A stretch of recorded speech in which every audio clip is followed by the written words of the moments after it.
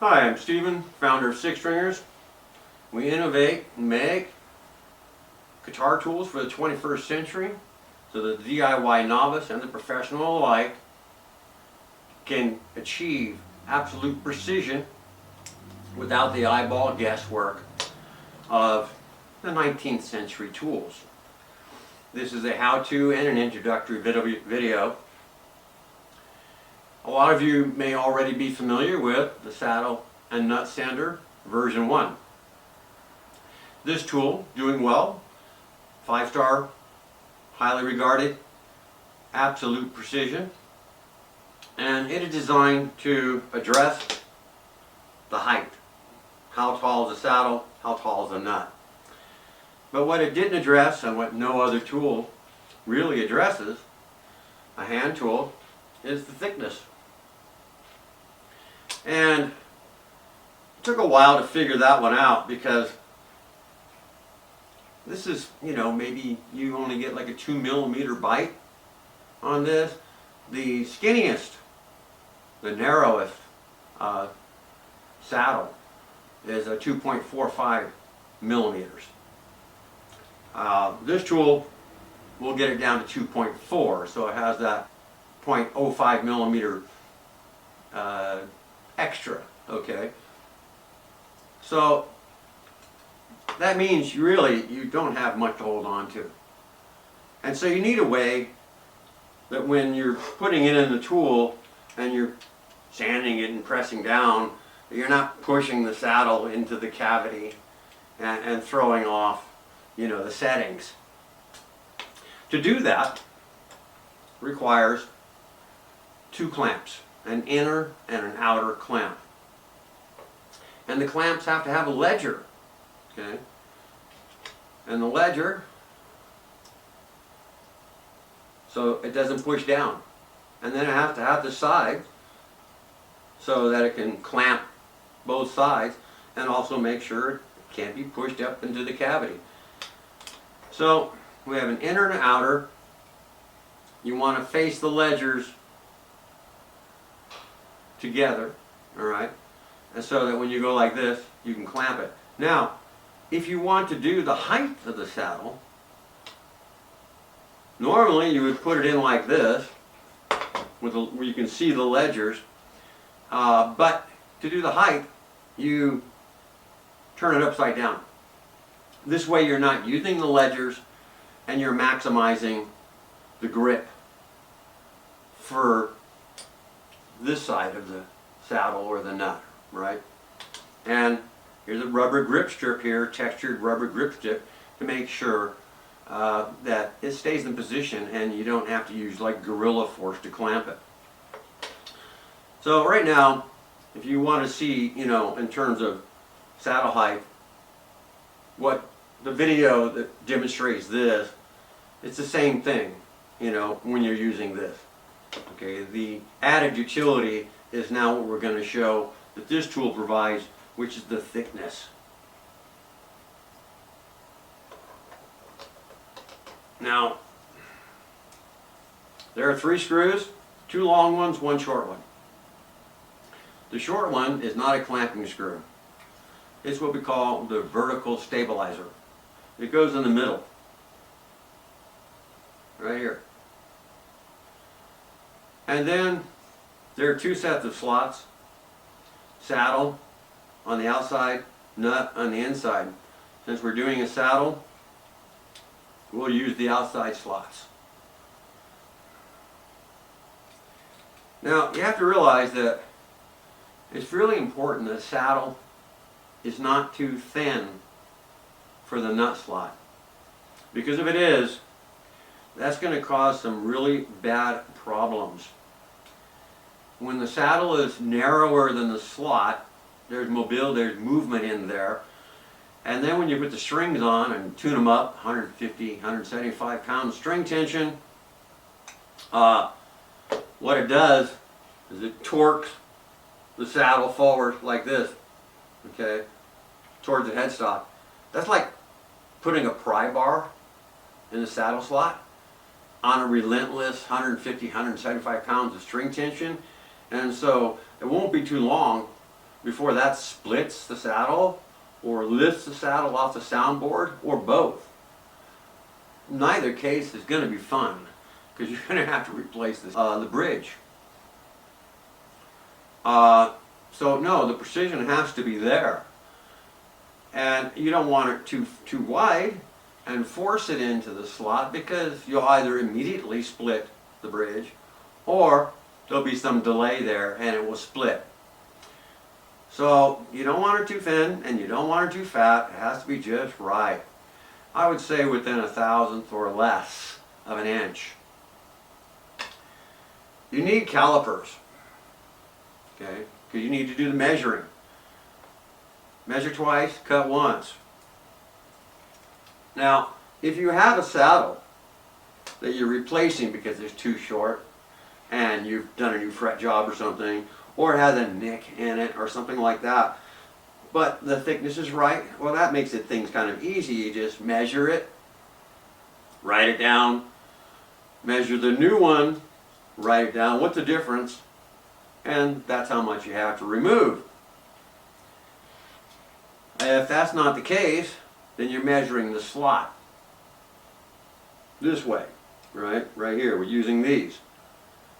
And when you do that, you want to make sure you are perpendicular on both sides of that slot. And you don't want to be going like this. It's going to throw your measurement off. And you're going to measure 3 or 4 places in that slot and note them down. All right, what's the narrowest? Right? And there may be a little wide area there. That's why you're going to measure 3 or 4 places. And so very important to have these. I prefer the digital kind. The other thing is that you need feeler gauges. Now I have 2 sets of these. There's 32 in each set. They're stainless steel. They're like $5 on Amazon. And feeler gauges they're very useful. I mean, you can always use feeler gauges.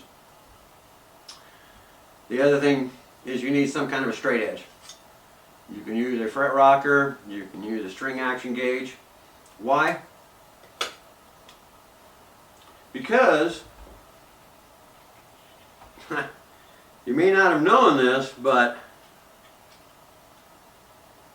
these guys usually aren't flat. It's either going to have, like this one has a bow in it, right? It's dished. It's going this way a little bit.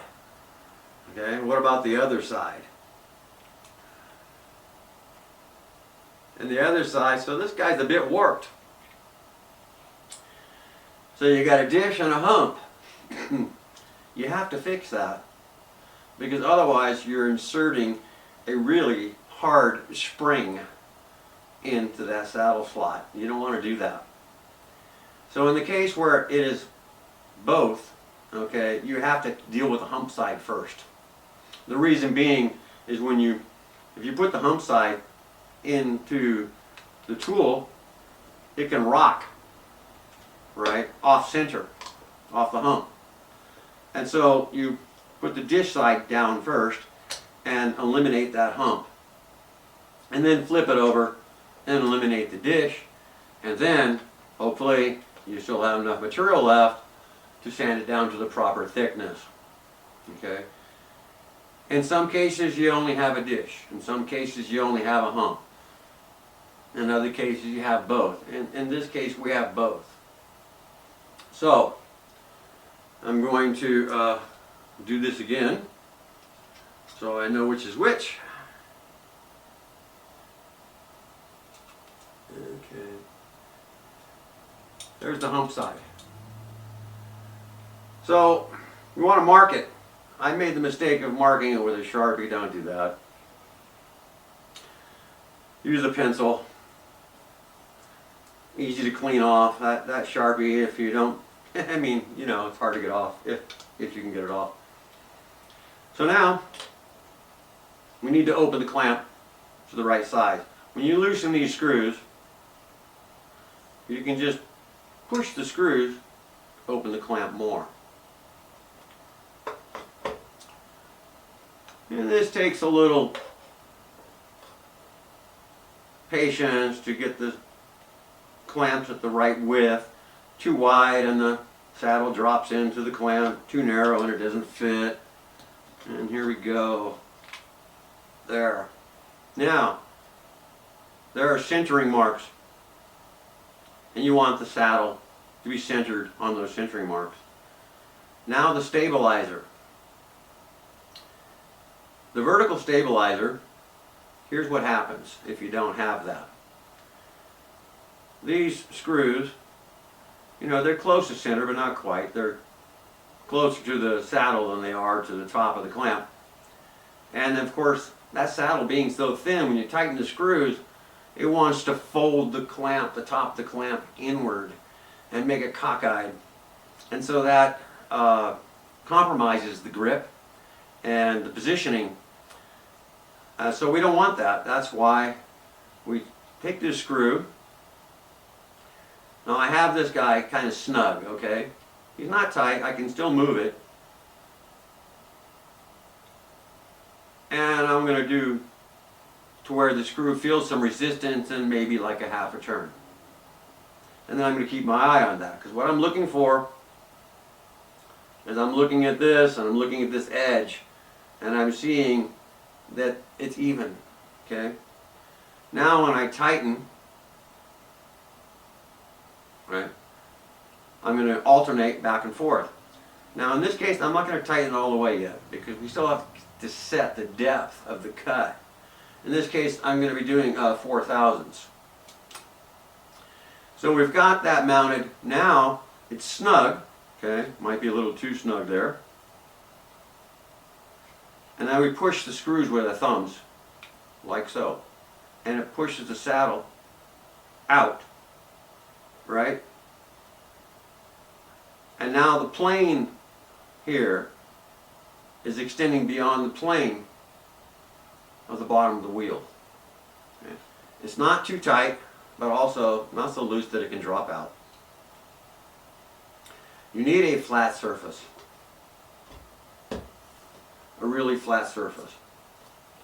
And I take these 4/1000 feeler gauges. I want to center the wheels onto the feeler gauges perfectly.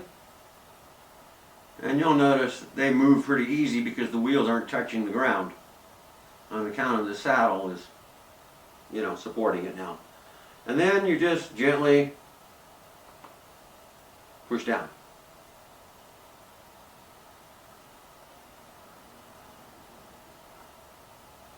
Now without touching the clamp, you tighten the screws one side then the other, one side then the other. And I'm checking the vertical on this. Tighten that a little bit more. Yep. It can be a tiny bit off, but that's it.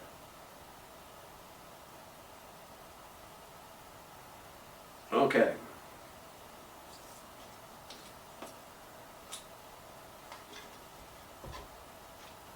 I use, in this case, I'm using 220 paper. I like self-adhesive paper. And the reason I like self-adhesive paper is because I know there won't be any wrinkles in it or creases. And, you know, I prefer a longer board actually. And I leave a little bit off the end so that it's easy to peel off.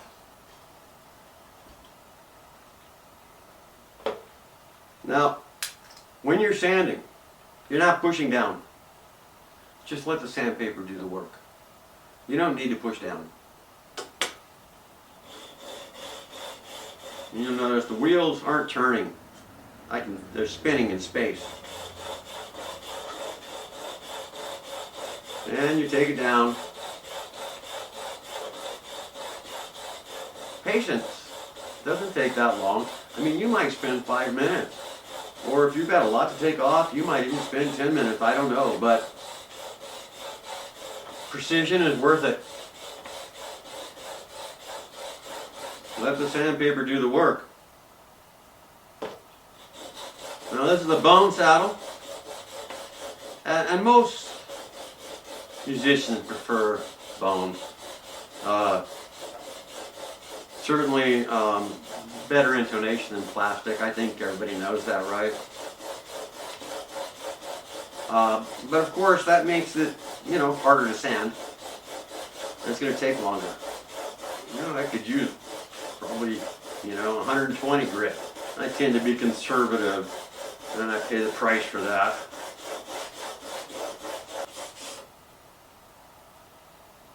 Well, it's taken the pencil off, but there's more to go. And you keep going until the wheels roll. I'm clogging up this paper pretty good with bone. You want to make sure the wheels stay on the sandpaper. If you go off, right, then the wheels can go down, right, and throw off your cut.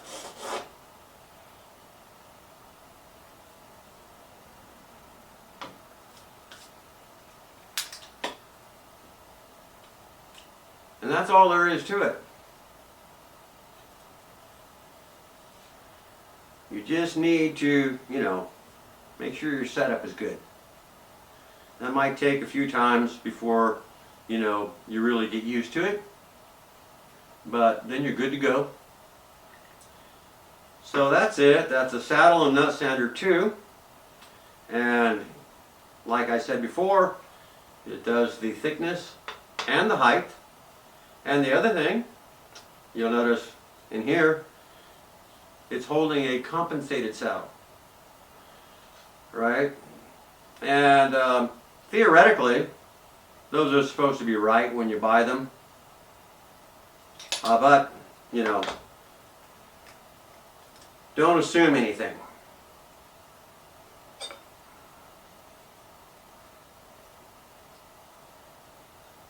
You still want to check it.